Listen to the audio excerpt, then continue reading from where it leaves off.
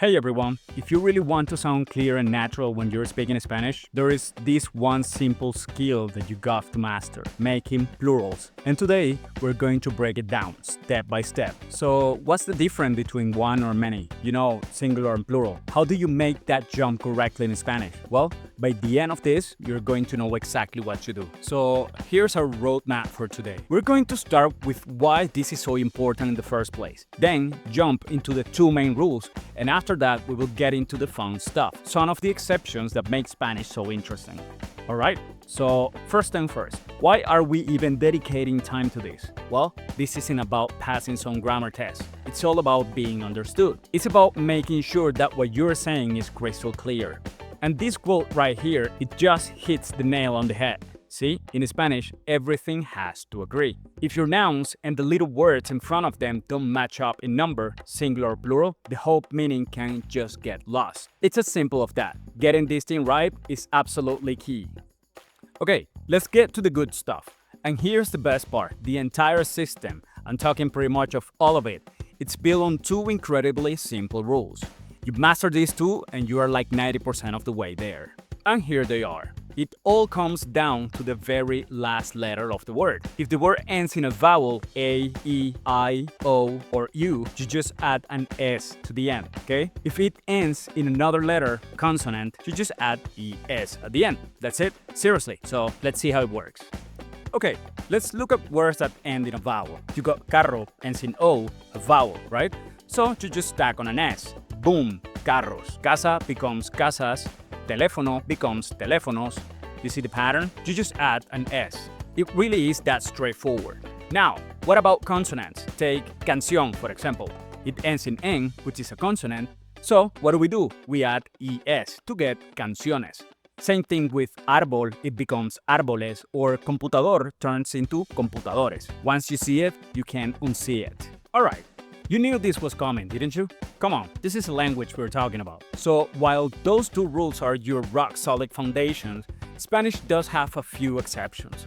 But don't worry, they're not that hard, and there are only a couple that you really need to know. So our first group of exceptions are words that are kind of stubborn. They just refuse to become plural. They only ever exist in their singular form. So check this out. Dinero, for money. In Spanish, it's always just dinero. You would never say dineros.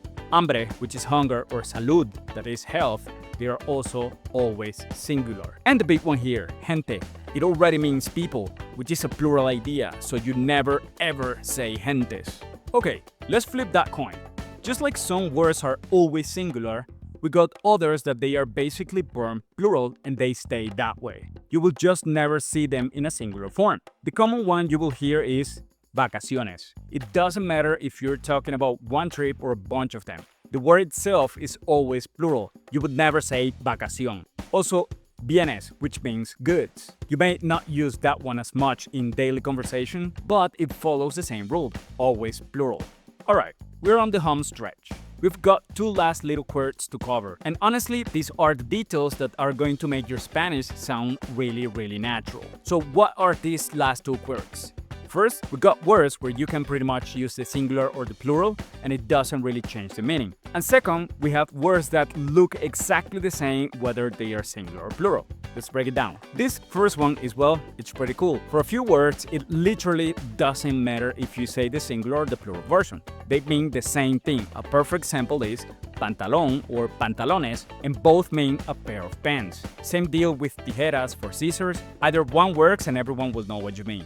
And now, for our final and maybe the most interesting quirk. These are words where the noun itself doesn't change its spelling at all. So you're probably wondering how in the word do you tell the difference? Well, it's about that little word that comes right before it, the article. Perfect way to see this in action is with the days of the week. Let's take lunes, which means Monday. That single word, lunes, can mean just one Monday or it can mean many Mondays. So how do you tell which one it is? You look at the article. If you want to talk about one specific Monday, you say el lunes. That el is the singular article, and it's your clue that we're just talking about a single day. But what if you do something every Monday? You change the article to its plural form, los lunes. Notice what happened. The word lunes didn't change changed one bit. Only the article el switched to los. That tiny little word is doing all the work here. So let's wrap this all up. What's the big takeaway?